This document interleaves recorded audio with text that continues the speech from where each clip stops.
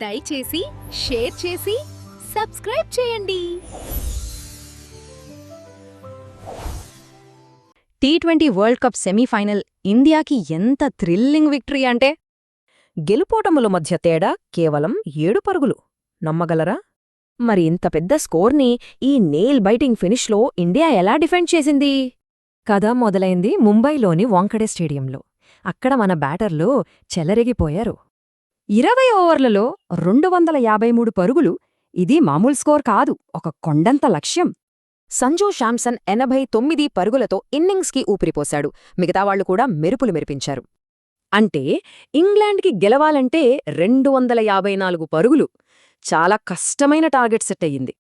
కాని ఇంగ్లండ్ అస్సలు వెనక్కి తగ్గలేదు. వాళ్ల తరఫున ఒక హీరో ముందుకొచ్చాడు. అతని పేరు జాకబ్ బెథెల్. 48 బంతుల్లోనే 105 పరుగులు. అద్భుతం గదూ! 8 ఫోర్లు, 7 సిక్సర్లతో చెలరేగాడు. దీంతో ఇండియాపై ఒత్తిడి ఒక్కసారిగా పెరిగింది. బెథెల్ సెంచరీతో ఇంగ్లాండ్ గెలుపు అంచులకు చేరింది.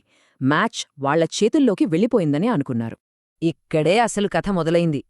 ఇక ఆట మొత్తం ఇండియా బౌలర్ల చేతుల్లోకొచ్చింది. బుమ్రా, అక్షర్, పాండ్యా ఈ ముగ్గురూ సరైన సమయంలో కీలక వికెట్లు పడగొట్టారు. ఇలాంటి తీవ్రమైన ఒత్తిడిలో అద్భుతంగా బౌలింగ్ చేయడమే మ్యాచ్ను మనవైపు తిప్పింది. బౌలర్లు చూపించిన ఈ పోరాట పటిమతోనే మ్యాచ్ చివరి బంతి వరకు ఉత్కంఠగా సాగింది.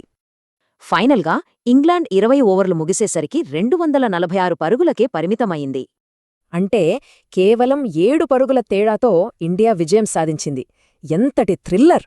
భారీ స్కోరు, అద్భుతమైన సెంచరీని తట్టుకుని బౌలర్లు ఒత్తిడిలో రాణించడంతోనే ఈ గెలుపు సాధ్యమైంది.